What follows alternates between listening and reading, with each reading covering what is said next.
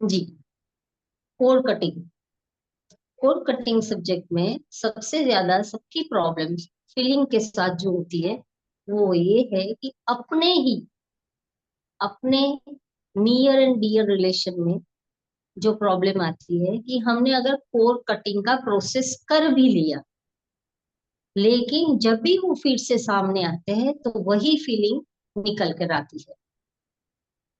तो सबसे पहले इसमें तो ये जानना जरूरी है कि इस प्रोसेस को जब भी आप शुरू करें तो मिनिमम 21 डेज, 21 दिन आपको लगातार करते रहना है। और दिन में कभी भी किसी भी वक्त करते रहो। 2 बार करो, 4 बार करो। इस फीलिंग को जैसे ही सोच आती है उसको डिस्कनेक्ट करते जाओ कि इस सोच से मुझे नहीं जुड़ना है, ये सोच को मैं नहीं एक्सेप्ट करती हूँ। सबसे पहला ये तो समझना है कि इसको लगातार करना पड़ेगा। दूसरी एक बात इसमें ध्यान रखनी है कि जब आप सोच रहे हो या कोर कट कर रहे हो, तब ये कोर को आप दिल से समझेंगे और दिल से निकाल कर कट करेंगे। मतलब उसको समझेंगे कि इस रिलेशन में जो कुछ भी हो रहा है वो दोनों साइड से है। मैं भी इसमें, मेरा भी इतना ही पार्ट है जितना उनका है। दोनों हाथों से ताली बजी, तो अपने हाथ को भी पहचाने, अपनी गलतियों को पहले ढूंढे। क्योंकि जब आपने एक कदम बढ़ाया होगा तभी 4 कदम बढ़े होंगे। ये हुआ नॉर्मल लोगों के साथ। अब आया अपने के साथ। जब ब्लड रिलेशन है या अपना हस्बैंड है या सास ससुर है, आप एक समझ लीजिए कि हम यहाँ जो यात्रा करने आए हैं ना इस पृथ्वी पर, हमारा जो रोल है, हम जो ये पार्ट अभी निभाने आए हैं ना, अपने कैरेक्टर खुद सिलेक्ट करके आए हैं। अपने आसपास के कैरेक्टर भी खुद ही सिलेक्ट करके आए हैं। वो कैसे व्यवहार करेंगे, वो कौन से रूप में हमारे साथ रहेंगे, वो हमें कैसे ट्रीट करेंगे, वो सब हमारा ही क्रिएशन है। सबसे पहले इस बात को गांठ बांध ले। जैसे हम घर में एक तोता लेकर आते हैं। हम तोता लेकर आते हैं, तोता पिंजरे से बाहर पूरे घर में घूमता रहता है। जब उसको खाना देंगे हाथों से तो वो चोंच मारेगा। तो हो सकता है कि वो चोंच आपके हाथों में भी लग सकती है। ठीक है, लेकिन आप उसे डांटोगे नहीं, क्योंकि वो एक तो आपका प्यारा है, दूसरा आपको पता है कि ये इसकी चोंच से खाएगा तो मुझे लगेगा। तो आप एक्सेप्ट कर रहे हो ना कि उसकी चोंच मुझे लगेगी, तब आप उसको डांटते हो या मारते हो या रोते हो। इसकी चोंच मुझे लगती रहती है, बार बार लगती रहती है। तो आपके पास फ्री विल है ना कि इसको तो हम छोड़ भी सकते हैं या पिंजरे में बंद भी कर सकते हैं, लेकिन आपको प्यारा है इसलिए आपने ऐसा सिलेक्ट किया है कि नहीं, मैं इसको तो पिंजरे में बंद नहीं करूंगा। और उसकी चोंच को भी सहन करते जाते हैं, खाना भी दे रहे हैं। हमारे रिलेशन भी कुछ ऐसे ही है। चोंच लगनी है, आपको मालूम है, और आपको पता था कि चोंच लगनी है, इसलिए आपने पैरोट या पिकॉक या समझो डॉग या कैट जैसे एनिमल होता है ना, वैसे ही नेचर के हमारे आसपास के लोग होते हैं। हम बोलते हैं ना कि विलन भी होता है, हीरो भी होता है। सभी तरह के लोग होंगे, लेकिन वो अपने आप आपके पास नहीं आए। ये आप ही का क्रिएशन है। ये अपना ही बनाया हुआ जाला है। पहले इस बात को एक्सेप्ट करो। मेरी सास जैसी भी है, मैंने सिलेक्ट की हूँ। वो मुझे परेशान क्यों कर रही है? इसलिए कि मैंने शायद पास्ट में किसी ना किसी जन्म में परेशान किया होगा। मतलब ताली मेरी ओर से भी बजी है। मैं बार बार बोलती रहती हूँ कि बॉल को अगर दीवार में डालोगे तो वापस आएगा। और अगर वापस आया है तो समझ लेना पड़ेगा कि मुझे याद नहीं है बॉल मैंने डाला है। वैसे तो नहीं आएगा, अपने आप तो आएगा नहीं। अगर हम बीज नहीं डालेंगे तो पेड़ उगेगा नहीं, पेड़ उगेगा नहीं तो फल आएगा नहीं। तो फल आया कैसे? पेड़ डाला होगा, कहीं ना कहीं कभी ना कभी हमने डाला हो। तो इस बात को पहले एक्सेप्ट करिए कि मेरे आसपास जो भी लोग हैं वो मेरी चॉइस से है और मेरी उन्नति के लिए है। जो आपके पीछे बात करते हैं, आपके लिए बुरा बोलते हैं, और वो आपके लिए वॉशिंग मशीन बनते हैं, मतलब आपके तो कपड़े धुल रहे हैं ना, आपके लिए बेनिफिशियली है। फायदा है कि जितना वो टॉर्चर करते जाएंगे, आपकी धुलाई होती जाएगी। आपकी धुलाई होगी मतलब आपके कर्मों की धुलाई होगी। आपके कर्मों की धुलाई होगी तो आप अपने आप प्योर होते जाओगे। लेकिन कब? जब आप सिर्फ उनको एक्सेप्ट करोगे। जब सामने देना शुरू किया तो क्या होगा? फिर कर्मा बनते जाएंगे।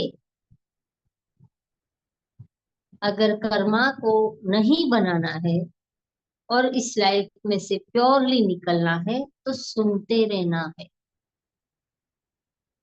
एक्सेप्ट करो पहले तो जानो कि ये मेरा ही क्रिएशन है। फिर अगर थप्पड़ पड़ रही है तो पहले तो एक बार सोच लो कि शायद मैंने कुछ गलती की होगी, तब आ रहा है, तो मुझे माफ कर दो भैया।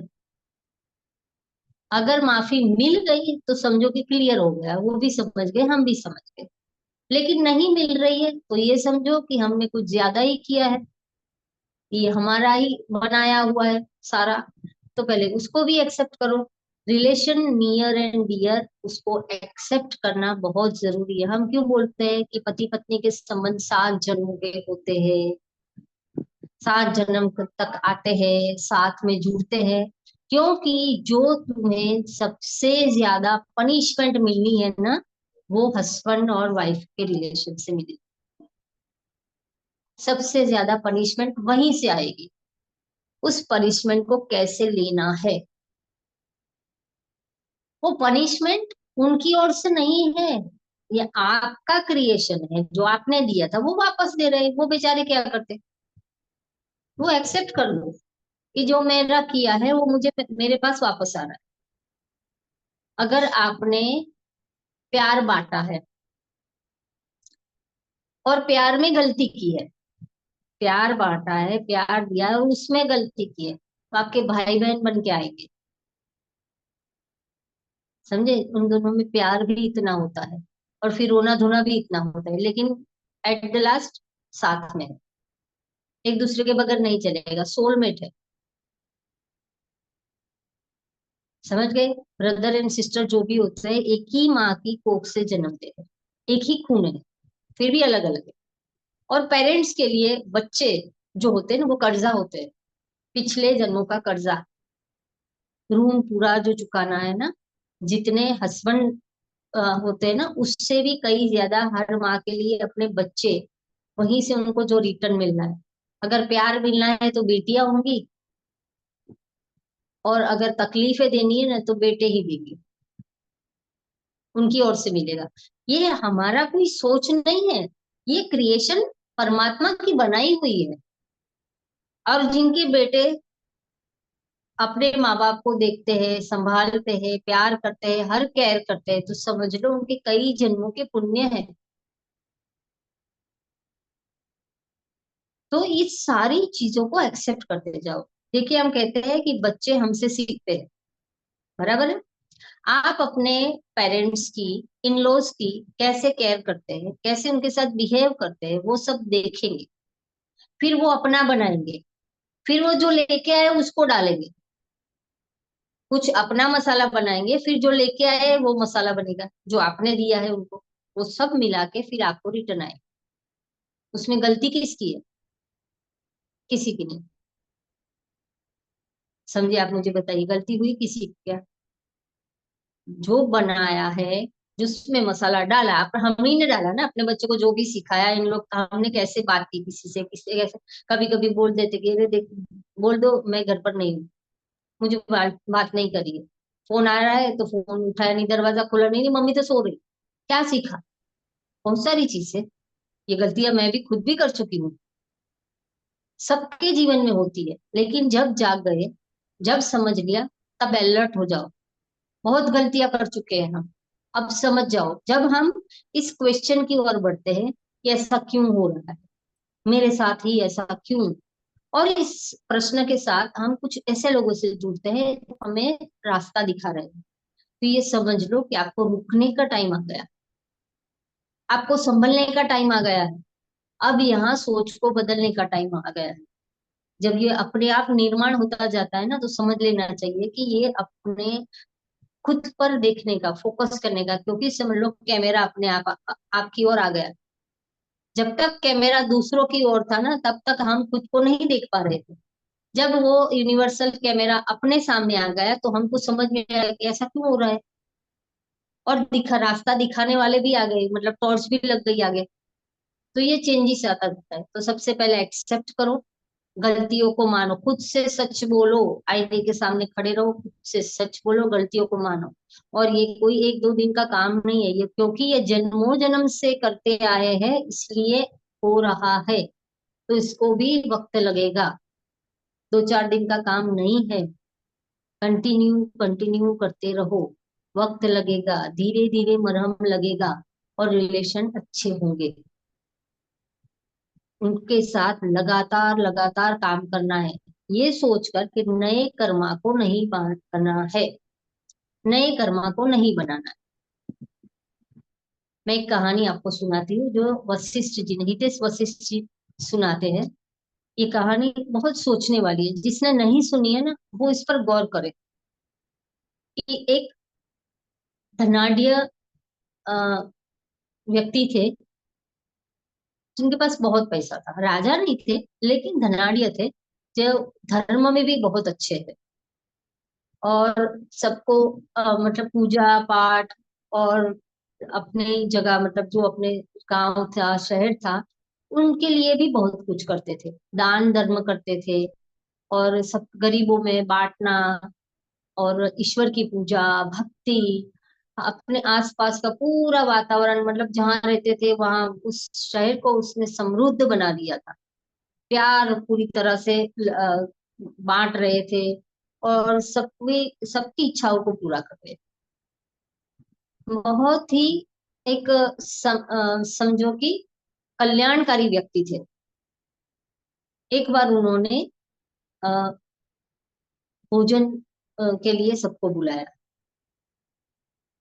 कि आप सबको आना है, और मेरे यहाँ भोजन करना है, हम यज्ञ कर रहे हैं, उसके बाद सभी को भोजन दिया जाता है। तो उसमें आप सबको, पूरे गांव में सभी को जोड़ा, कोई भी रुकना नहीं चाहिए, कोई भी बिना खाए नहीं जाना चाहिए। तो उसके लिए उन्होंने सारे प्रबंध किए, अच्छे अच्छे व्यंजन बनाए, पकवान पकाए, और सब कुछ किया।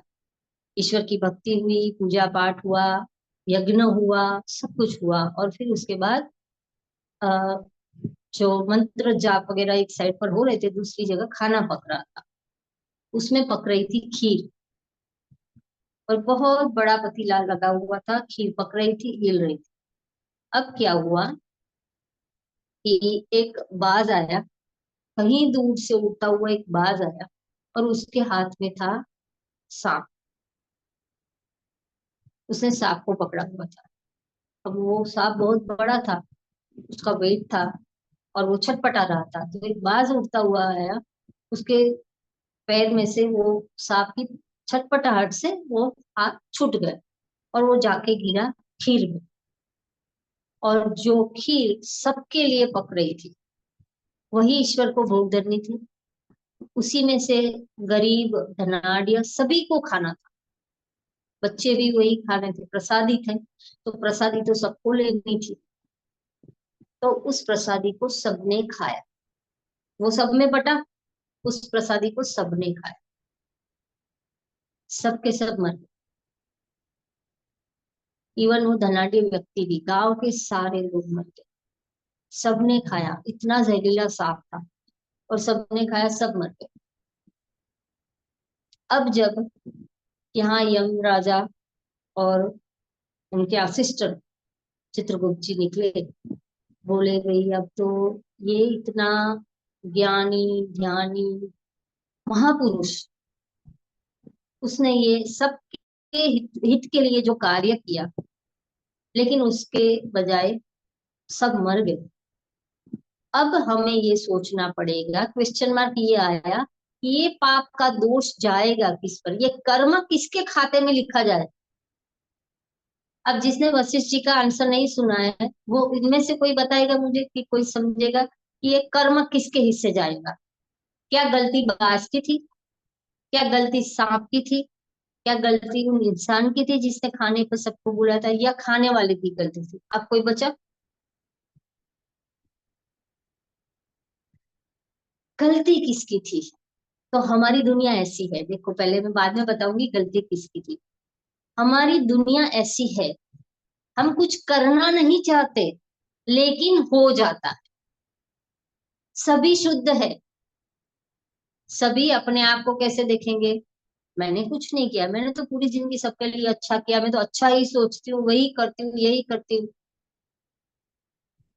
ना ही इंटेंशन अपना गलत होता है, लेकिन गलती होती है, उसको पहले पकड़ो, कहीं ना कहीं गलती होती है। अब देखो ये थी हुई उनकी कहानी, कुछ किसी की गलती नहीं थी, किसी ने कुछ सोचा नहीं था कि ये होना है। और लेकिन जब चित्रगुप्त ने यहाँ वहां नजर दौड़ाई, तो उन्होंने देखा दो तीन लोग बात कर रहे थे, दो तीन लोग बात कर रहे थे। और एक उसमें से बोला, देखो भैया, क्या सबने खाना ऑर्डर, मतलब ये बुलाया, सबको बुलाया, और बड़े अच्छे इंसान थे, पर क्या करे सब मर गए, पता नहीं कैसे था, क्या गलती हो गई, आ, पता नहीं क्या होना था, पर कहीं तो कुछ गलती हुई, इनका शायद कुछ नियत में कुछ गड़बड़ थी, राजा बनना था शायद, उन्हीं ने खुद ने खीर खा ली। जो भी बोला, उस इंसान ने जो भी बोला, चित्रगुप्त ने क्या बोला कि इनमें से किसी की गलती नहीं थी, ये जो बोल रहा है ना, चुगली कर रहा है ना, उसी की गलती है, पकड़ो इसको, सारा डालो उसके सर पर। अगर हम किसी के लिए बात करते हैं ना, तो सोच लीजिए हम किसी का वॉशिंग मशीन बन रहे हैं, मतलब हम अपने ऊपर ही डाल रहे हैं, तो कर्मा तो हम खुद के बना रहे हैं। तो ये तो चित्रगुप्त के लिए भी इजी कर दिया हमने, कर्मा बोल के, मतलब बोल के बात करके, तो उनके लिए भी इजी हो गया कि अब किसी को नहीं ढूंढना, इसी को पकड़ो। तो हमारे जीवन में भी ऐसी बहुत सारी गलतियां होती है, तो समझ जाइए कहाँ हम गलती कर रहे हैं। इसके लिए कुछ बुरा सोचना नहीं है, बुरा करना नहीं है, क्योंकि उनके कर्मा भी हम पर ही डले हैं। उनकी नीयत अच्छी थी, पर हम बोले तो कर्मा हम पर आए। तो इसी तरह से ये जो कोर है ना, हमको इससे, इसको जो काटना है, हम जो जिस कोर की बात कर रहे हैं ना, तो कोर को काटते काटते नए कोर नहीं बनने चाहिए, उस पर पहले फोकस करो। जब जिससे कोर काट रहे हो, कनेक्शन कट कर रहे हो, फिर अगेन वही सोच आ रही है, तो पहले तो ये सोच लो कि हमने ठीक से उन्हें माफ नहीं किया। माफ करना और माफी मांगना दोनों ही जरूरी है। तो पहले उनको माफ करिए, फिर माफी मांगिए, और फिर जो भी रिलेशन है उसको एक्सेप्ट करिए कि ये मेरी मर्जी से बना हुआ संबंध है, मैं इसे स्वीकार करता हूँ, और अब आगे बढ़ना चाहता हूँ और बढ़ रहा हूँ। और ध्यान की ओर बढ़े, अच्छे लोगों से मिलते रहे, अच्छा ज्ञान देते रहे, अपने आप ये कोर के धागे पतले होते जाएंगे और प्यार बढ़ता जाएगा। कुछ भी गलत या नेगेटिव जीवन में है ही नहीं, ये सब हमारा निर्माण है, तो इससे बचिए। नए कर्मा नहीं बनाने हैं, और अपनी सोच को शुद्ध रखना है। एक बार सामने वाला खंजर लेके आ भी जाए ना, तो भी एक बार बोल दो कि उसने कुछ गलत सोचा समझा होगा तभी आके आया है, मुझे उससे कोई गलती नहीं है, काट लो, जैसे यीशु क्रिस्त ने बोला था, आ जाओ भाई मैं रेडी हूँ। ये आपकी समझ है, आप जो सोच रहे हो आपकी सोच है। कभी भी इतना भी दर्द होने के बाद यीशु क्रिस्त ने ये नहीं बोला, यही बोलते रहे कि आपका भला हो। दर्द के साथ साथ भी अगर एक शब्द भी उन्होंने गलत निकाला होता, तो पूरे जीवन की साधना समाप्त हो जाती। यहाँ वो अंत नहीं होता जो हम देख रहे हैं। तो इस पर भी ध्यान देना है सबको। तो शायद मेरी बातों से कुछ बातें समझ में आई होगी, कुछ प्रश्नों के जवाब भी मिले होंगे। आगे अगर कोई भी प्रश्न है तो स्वीकार्य है। आज के लिए यहाँ पर इतना ही, धन्यवाद।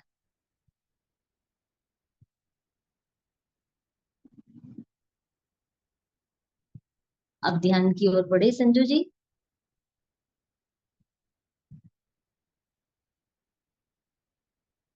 ध्यान की ओर बढ़ते हैं और आज का ध्यान यही करेंगे कि हम अपनी गलतियों की माफी मांगेंगे। आज अमावस्या है और अमावस्या के दिन हम पुरानी बातों को छोड़ के आगे बढ़ेंगे, क्योंकि आज बोलते हैं ना कि पुरानी चीजों को छोड़ने का टाइम है। मंदिर की सफाई होती है, घर की सफाई होती है, मन की भी सफाई करनी है, अहम को निकालना है और अपनी शुद्धि करनी है।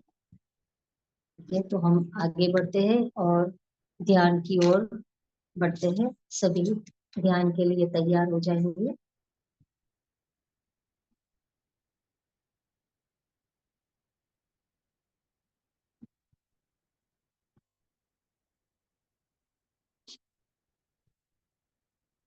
पानी पी लीजिएगा और आज के ध्यान के बाद आप शरीर में पानी जो भरा है उसको पहले निकाल देंगे। अंदर जो भी एनर्जी हम इकट्ठा करेंगे उसको जाके ड्रेन कर देंगे। अभी हम नेगेटिविटी को निकाल कर पॉजिटिव भरेंगे। जब पानी पिएंगे मेडिटेशन के बाद, तो ये सोच के कि पूरी एनर्जी भर रही है, और जब निकालते हैं तो सब एनर्जी जो नेगेटिव बची हुई है ना उसे निकालना है, मतलब डिटॉक्स करना है अपने आप को। ठीक है, आज का ध्यान पूरे अंदर से, अंतर मन से करना है, अपने आप को स्वीकार करते हुए। ठीक है, 15 मिनट का ध्यान, क्योंकि उस ध्यान में आप अनंत यात्रा करेंगे और यात्रा से जुड़े रहने के लिए खुद से जुड़ जाइए।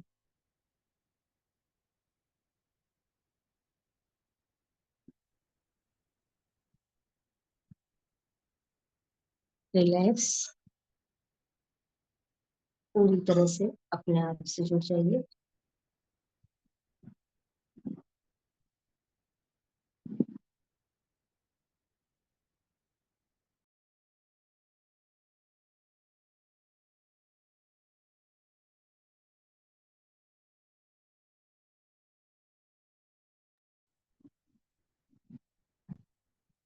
धीरे से अपनी आंखों को बंद कर लीजिए।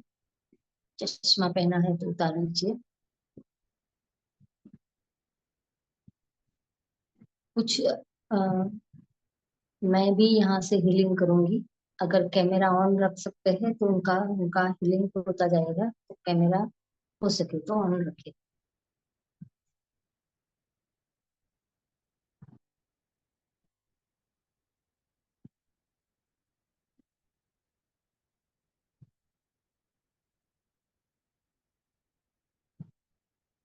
जी,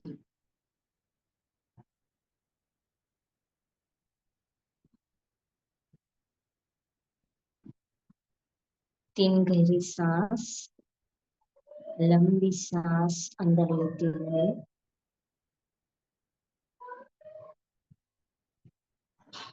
लंबी सांस बाहर निकाल।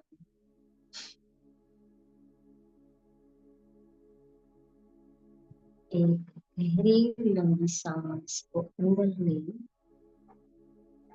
उसे रोकिए।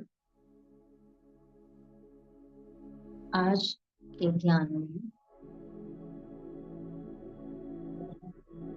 नकारात्मकता वाले विचार को त्याग करिए।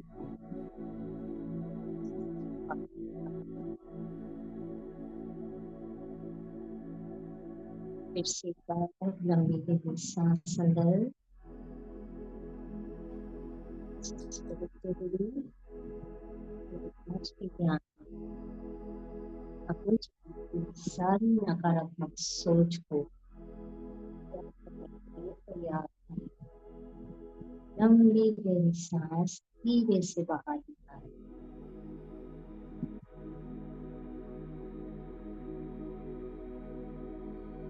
2-3 बार और लंबी गहरी सांसों को अंदर लें।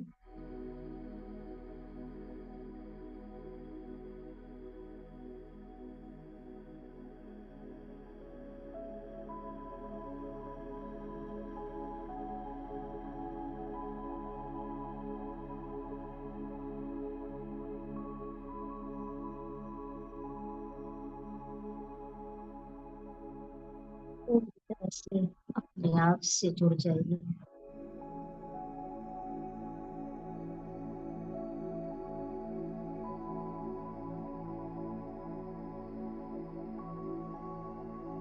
सहज पूरी चौकड़ी सांसों से लिए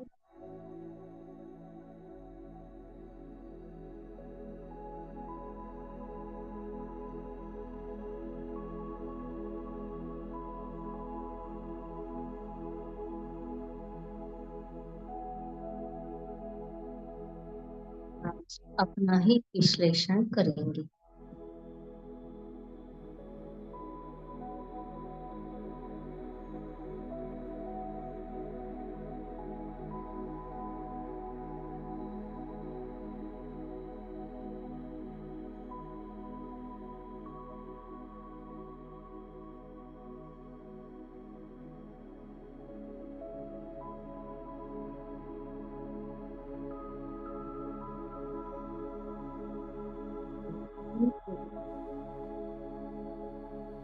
स्वीकार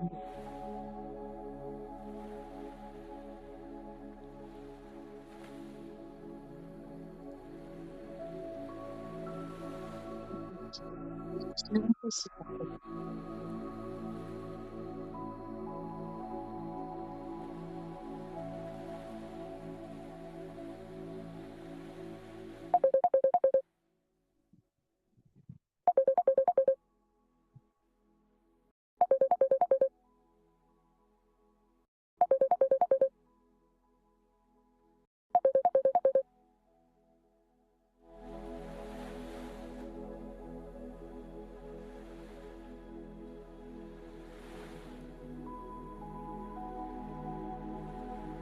अपने सहज आती जाती सांसों के साथ जुड़ जाइए फिर से।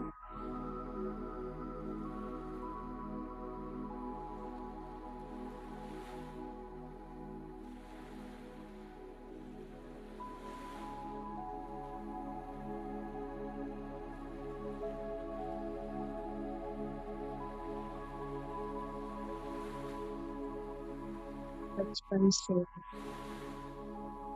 अब तक के सारे जीवन को एक बार फास्ट फॉरवर्ड में देख लीजिए।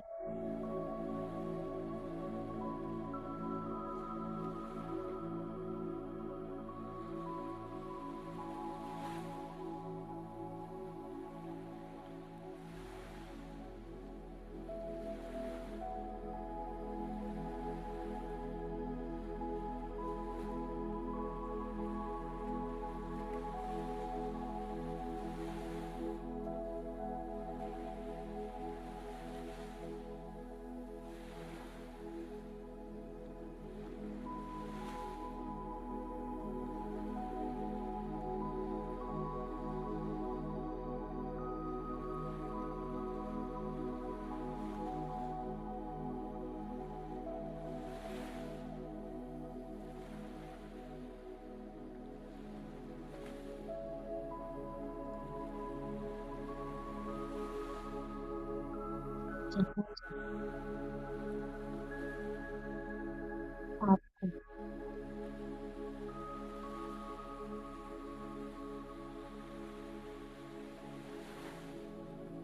जैसे जब आपको तकलीफ हुई,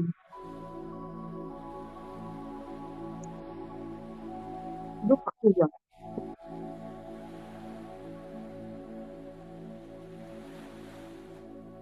वहां पर रुक जाइए। जिनसे भी आपको तकलीफ हुई उसे याद कर लीजिए। वो अपने भी हो सकते हैं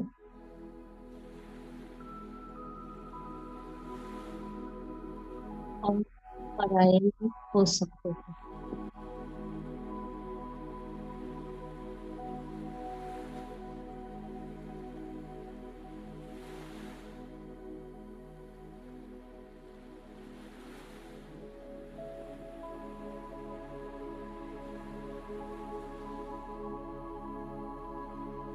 सबको याद कर लीजिए।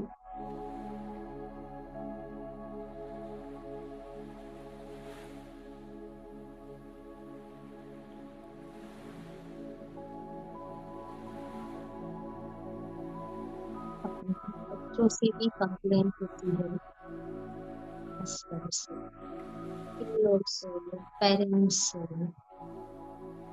पड़ोसियों से, दोस्तों से, कभी कभी काम चलते इंसान से भी कुछ लोग सोचते हैं। सबको एक बात देख लीजिए और ये समझ लीजिए, उन सबकी नेगेटिव एनर्जी को लास्ट टाइम देखो, इसके बाद उनकी ये साइड को हम डिलीट कर दें।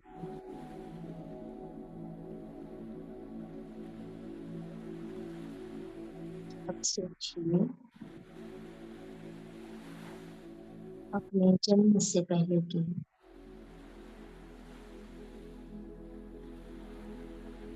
समय को, जब आपने अपने जीवन को निर्माण किया था,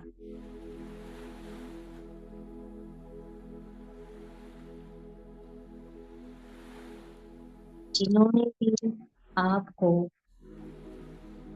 दर्द दिया, दुख दिया, तकलीफ दी और दे रहे हैं, वे सारे आपकी एक सिलेक्टेड पर्सन है। कहीं कोई गलती हुई है जिसकी वजह से ये सब सामने आए हैं। इस पृथ्वी पर कोई भी बिना कारण एक दूसरे से नहीं जुड़ते।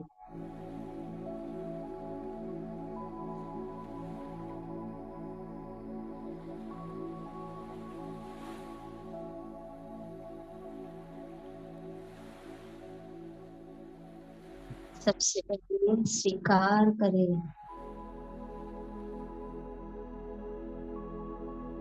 ये मेरी ही रचना है।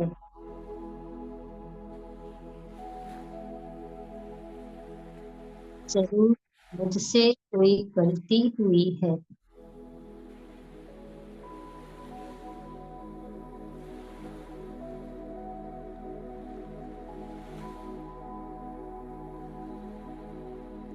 सबसे पहले उन सबसे माफी मांगे।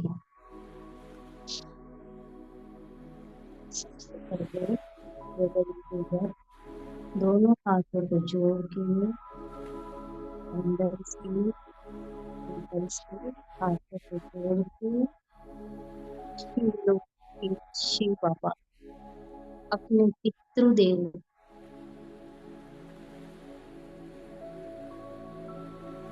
अपने इष्ट देव, सबका उन सारे व्यक्तियों का, उन सारे लोगों को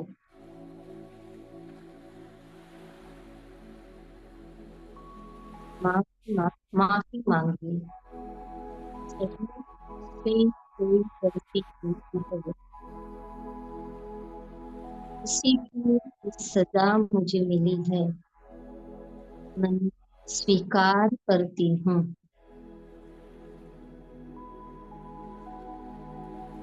और किसी कहने के लिए नहीं है, से स्वीकार करेंगे तो अपने आप मरहम लग जाएगा। ईश्वर बड़ा दयालु है।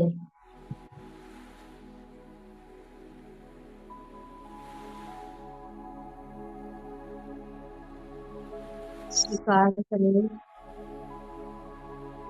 और उस व्यक्ति को जो जाने अनजाने में हुई है, इस जन्म में या पिछले कई जन्मों में हुई है, इसका स्वीकार करिए, माफी मांगे।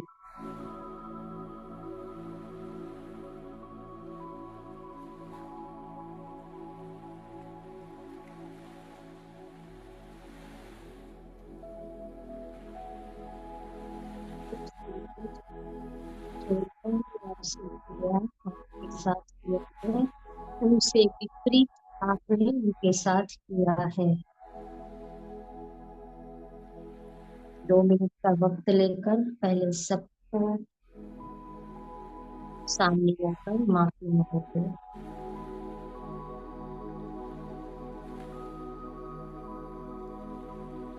अपनी पूरी सोच को सामने मत लाइए और सिर्फ माफी मांगे, स्वीकार करें।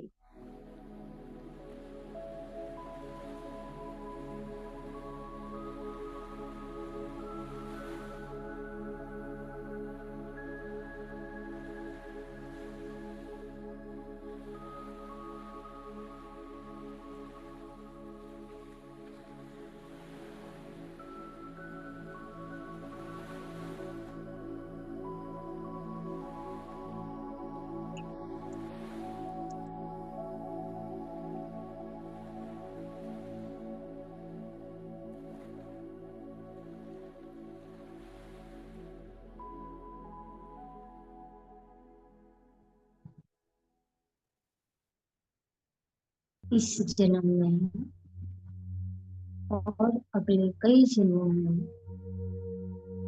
आपने जो भी गलतियां की हैं या उनको किसी भी तरह से प्रताड़ना दी है, तो आप उनसे माफी मांगे। कहीं न कहीं, कभी न कभी आपसे जाने अनजाने में उनकी लोग कोई अपशब्द बोले गए हैं, ठेस पहुंची है।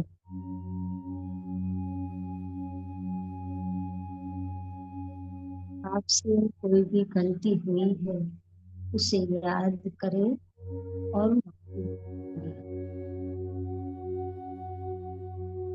माफी मांगना बहुत बड़ा काम है। इसके लिए बहुत हिम्मत चाहिए। माफ करना, माफी मांगना, इसके लिए बहुत हिम्मत चाहिए। अगर आप सच्चे हो, माफी मांग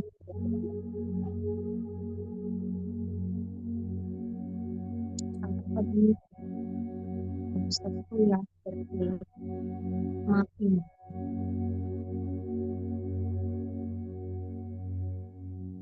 बोलिए सबको, प्लीज माफ करें, मुझसे गलती हुई है।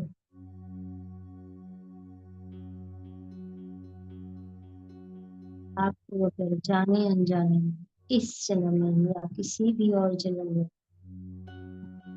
दुख दिया है, दर्द दिया है, तो मैं आपसे, आप सभी से माफी मांग रही हूँ।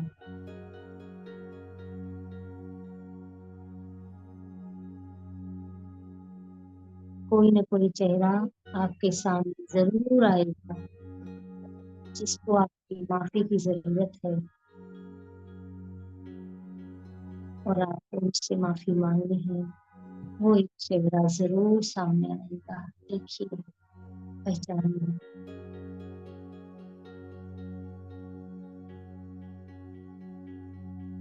जो भी करे निस्वार्थ होकर करे, सच्चे मन से करे, अपनी आत्मा से करे। माफी मांगे, माफ करे।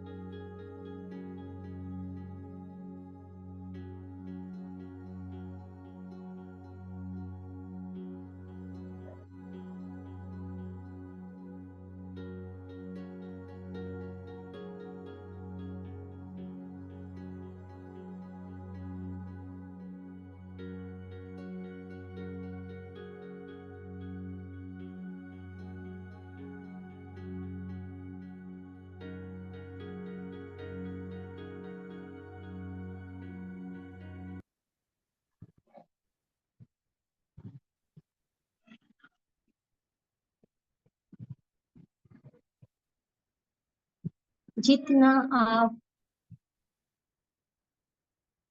माफी मांगते जाएंगे और दिल से माफ करते जाएंगे। आप बिल्कुल वेटलेस होते जाओगे। अंदर से हल्कापन आ जाएगा। कोई भी कंप्लेन को बचाना नहीं, छोड़ दीजिए। एक्सेप्ट कर लीजिए सबको।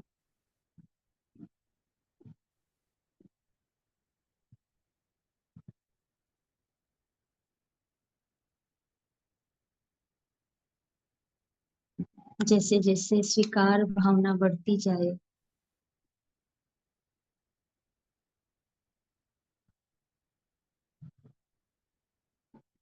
सबका धन्यवाद करें। इस जीवन में आपको आगे बढ़ाने के लिए, खुशियां देने के लिए, पल पल जीवन में साथ निभाने वाले बहुत है, बहुत बहुत लोग हैं। छोटे से छोटा मजदूर हो, झाड़ू निकालने वाला हो, दूध वाला, सब्जी वाला, पेपर वाला, पड़ोस के लोग, आपका व्हीकल रिपेयर करने वाले, बचपन में मैरी गोल्ड में बिठाकर आपको चक्कर घुमाने वाले, बलून को फुलाकर देने वाले, चॉकलेट को बनाने वाले। सोच लीजिए हर एक चीज में कितना प्रोसीजर होता है। उन सभी का धन्यवाद। सबको स्वीकारते जाए, सबका धन्यवाद करते जाए। और जिनके साथ आपने और कटिंग करा है, नेगेटिविटी को कट करा है, देखिए उनके कितने पॉजिटिव साइड आपके सामने आ रहे हैं। एक पानी का गिलास आपको दिया है, एक थैंक यू का वर्ड बोला है,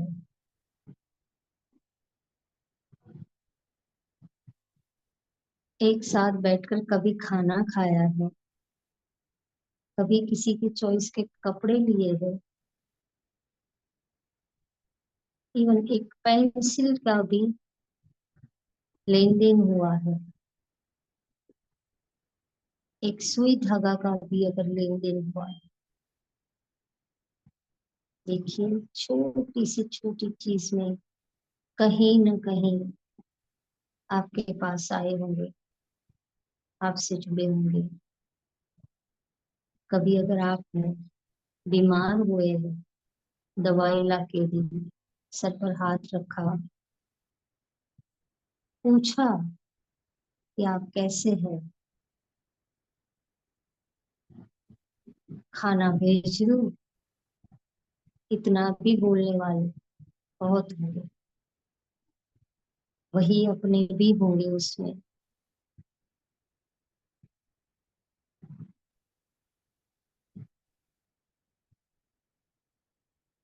देखिए सबका पॉजिटिव साइड देखिए और सबको धन्यवाद करिए। ये काम बिल्कुल आपको सेल्फिश होकर नहीं करना है, बिल्कुल सेल्फलेस हो जाना है।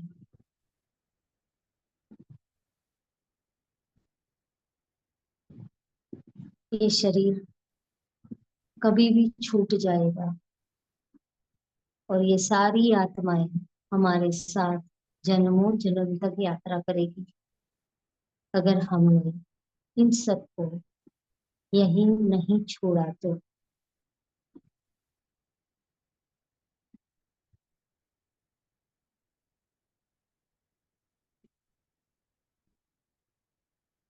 सबका धन्यवाद करते हुए उनका कर्जा उतारते, धन्यवाद करिए और अपने जीवन को धन्य बनाए।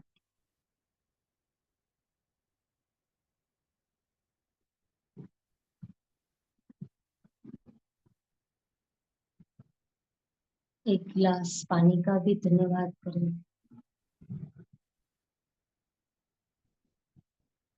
अगर किसी ने प्यार से नजर भर के देख भी लिया है तो भी धन्यवाद करें।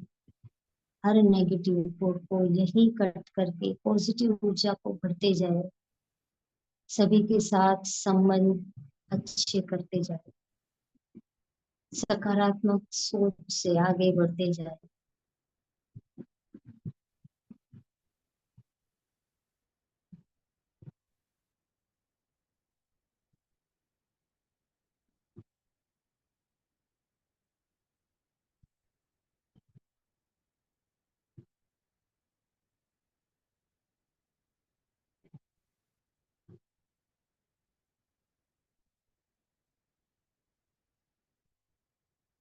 अंत में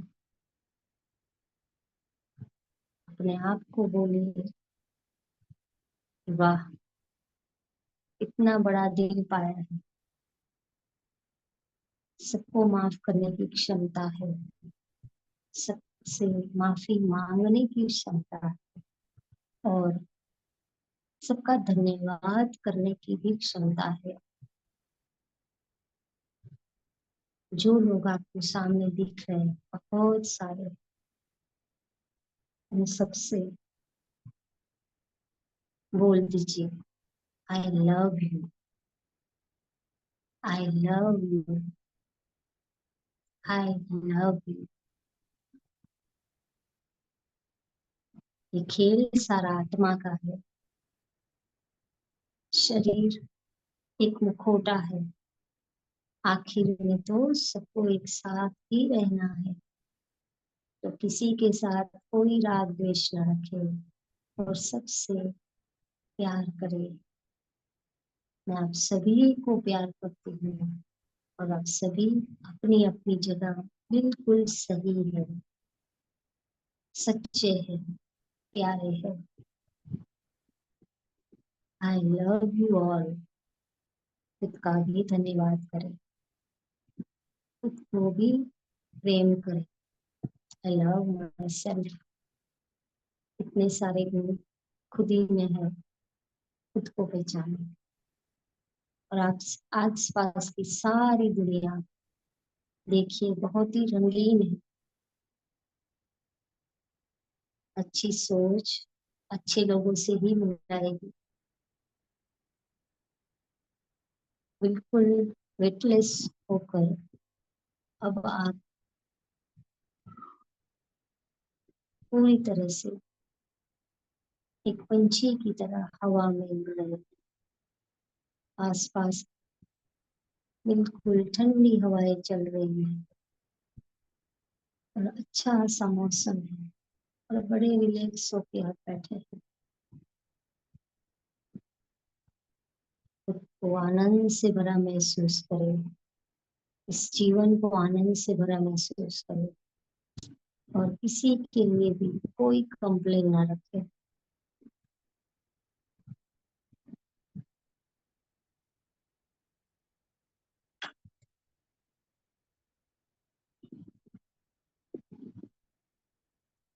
बिल्कुल रिलैक्स।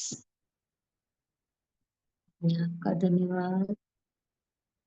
2 मिनट का समय लेकर सारे प्रोसेस को फिर से कर लीजिए।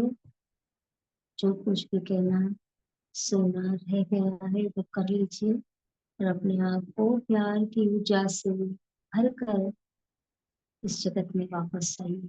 2 मिनट का वक्त लीजिए, 2 मिनट का गहरा ध्यान।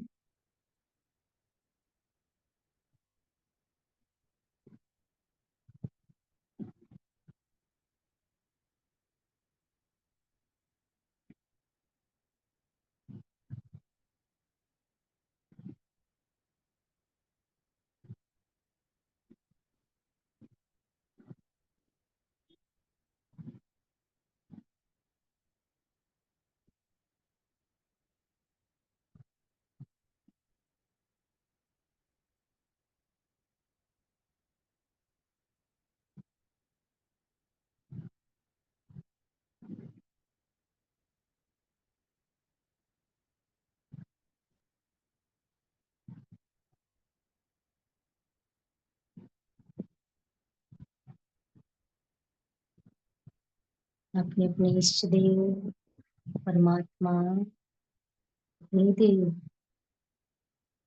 सभी का धन्यवाद करें। अपने पितृदेव का धन्यवाद करें। शिवलोक से शिव का धन्यवाद करें, प्रणाम करें। अपने माता पिता का धन्यवाद करें और सबको धन्यवाद करते हुए धीरे धीरे ध्यान से बाहर आएंगे। अपने हाथ पैर की उंगलियों को हिलाते हिलाएंगे।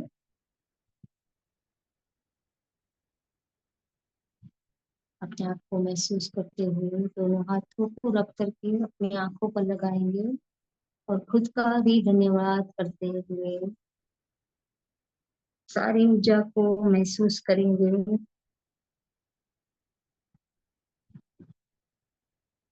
बंद हाथों में आंखों को खोलकर पूरे शरीर में अपने हाथों को फैलाएंगे। जहां भी दर्द है कहीं भी रिलैक्स लेंगे, उसी से एनर्जी से